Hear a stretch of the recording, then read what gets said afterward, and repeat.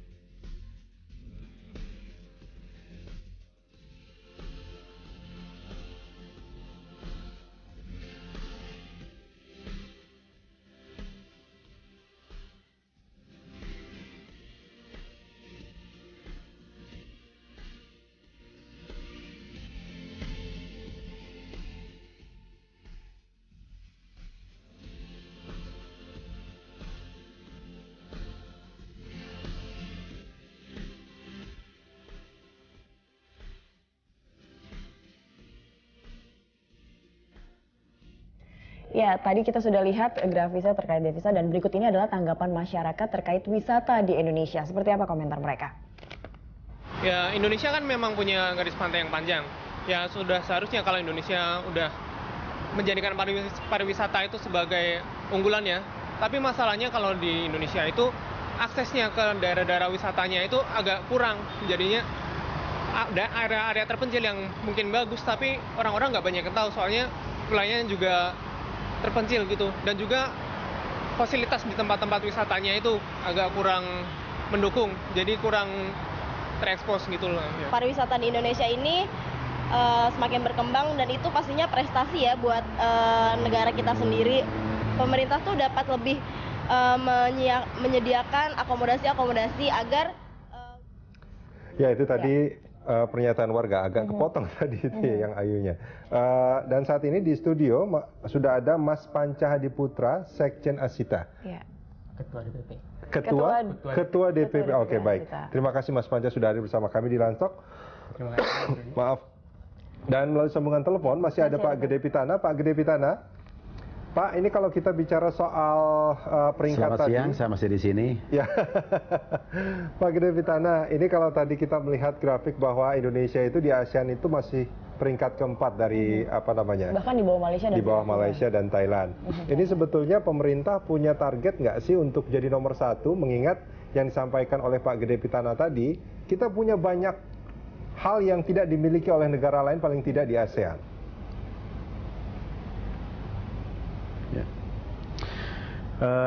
Target kita pada tahun 2019 akan menjadi nomor 30 di dunia dari 143 negara. Okay. Nah, ini sebuah usaha yang keras harus kita lakukan dan harus disadari bahwa daya saing yang diukur oleh WEF itu menggunakan 14 pilar. 14 pilar itu ada dalam berbagai aspek kehidupan bernegara dan berbangsa, termasuk aspek hukum, imigrasinya, lingkungannya, kebersihannya, kesehatannya, kemudian kesetiaan terhadap atau peran gender dan sebagainya. Jadi banyak sekali. Nah, pengalaman kami meningkatkan. Halo Pak Gede Pitana. Iya, terputus yang bagus dengan kementerian lain. Oke. Baik Pak Gede Pitana, terima kasih banyak Pak sudah bergabung bersama kami di Landstalk. Ya, Mas Panca, ini kalau dari amatan Anda sebagai pelaku di industri ini Pariwisata. gitu ya. Nah ini apa yang menjadi kekurangan dari wisata di Indonesia? Kalau bicara kekurangan agak sulit ya, karena kita banyak potensi sekali yang Banyak mungkin kelebihannya. ya banyak kelebihannya. Oke. Tapi kita bagaimana caranya convert potensi ini menjadi benar-benar real economy gitu. Oke. Nah, jadi kalau tadi Pak Pitana sampaikan ada 14 pilar gitu kan. Salah satunya itu yang perlu diimprove tuh ICT readiness itu. Nah, itu maksudnya di sana adalah bagaimana kita bisa bertransaksi, apakah itu sifatnya B2B atau B2C itu untuk produk-produk pariwisata Indonesia ini. Oke. Nah. Cuman kan permasalahannya gini, oke lah segala kemudahan itu sudah ada, tapi jangan sampai mereka datang besok nggak mau datang lagi. Iya. Karena Ya. ada bukan kenangan manis, Kenangan bukan kenangan manis, indah yang kenangan didapat, buruk. tapi justru kenangan buruk seperti itu kan sebetulnya. Iya. Asita tidak melihat hal itu.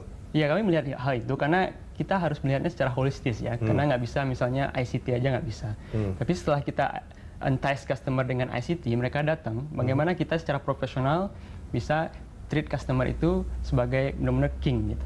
Nah itu yang salah satu kami melihat juga di lapangan, customer orientation ini harus diimprove.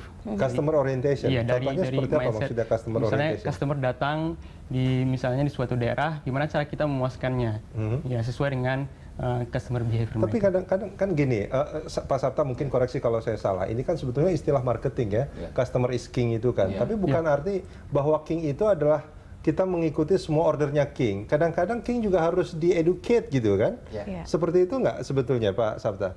Ya, karena kan sekarang itu kan apa namanya jargon yang sudah sangat lama, customer is king. Customer is important. Customer juga bisa interaksi. Ya. Bahkan mereka bisa engage. Kalau itu suatu daerahnya indah, dia bisa menikmatinya tuh by passion, by heart. Menjadi bagian dari masyarakat. Bagian dari dia. Menikmati kearifan lokalnya. Kearifan lokal itu oke. sehingga dia punya tanggung jawab sosial.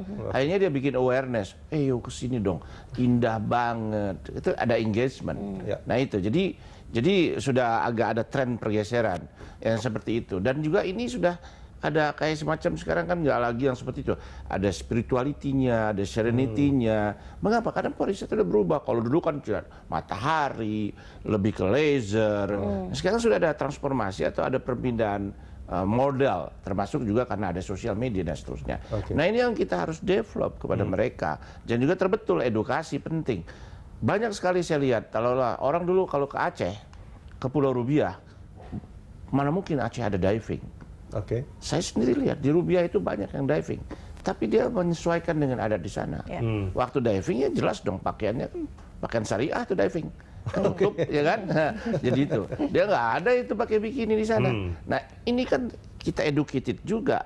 Ya. Kalau kita mau main itu sebagai tamu yang begitu, dia suka-suka aja. Nah justru itu adalah tanggung jawab social responsibility dari si turis yang datang. Artinya gini, ketika mereka datang itu, iya mereka menikmati tapi juga menghormati. Harus, dan itu dalam charter UNWTO, dia harus membudayai lokal wisdom, lokal budaya harus sebagai wisatawan.